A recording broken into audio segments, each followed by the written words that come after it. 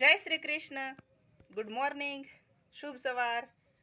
જો આજે સ્પેશિયલી સૂર્યનારાયણ ઉપર તમને વિડીયો બનાવીશ અને બતાવીશ કે અમારા સસરા જે રહ્યા એમણે આ વર્ષો પહેલાં મકાન બનાવ્યા હતા પતરાવાળા. એ મકાન પણ ઉગમણા બનાવ્યા હતા એટલે જો સૂર્યના કિરણો સૂર્યનારાયણ ઉગે એટલે પહેલાં જ એમના પ્રથમ કિરણો આપણા મકાન ઉપર પડે છે અને આ અતિ સ્વાસ્થ્ય માટે અતિમાં અતિ લાભદાયક વસ્તુ ગણાય અને સ્વાસ્થ્યનું કારણ જ સૂર્યના કિરણો છે. તો અને જો સૂર્યનારાયણના કિરણો પ્રથમ આપણા મકાનની અંદર પડે છે.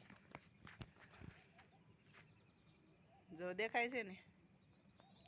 અને અમે જે હવે નવા મકાન બનાવ્યા છે ને, નવા મકાનની અંદર પણ સૂર્યના કિરણો પડે છે. હાલો તમને એ પણ બતાવી દેવી.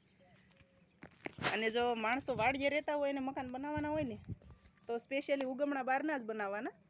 એટલે ઉગમણા બહારના સૂર્યના કિરણો પહેલાં જ આપણા મકાન ઉપર પડશે અને એ તમામ રોગને હરનારા હોય છે.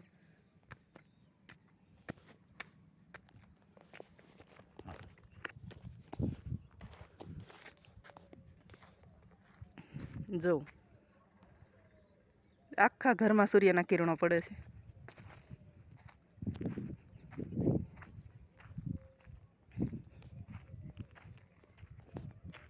જો આ બારી અંદરથી રસોડામાં પણ સૂર્યનો પ્રકાશ જઈ રહ્યો છે અને આ ઘરની અંદર પણ જો તમે જુઓ આખા ઘરમાં સૂર્યનો પ્રકાશ પડે છે,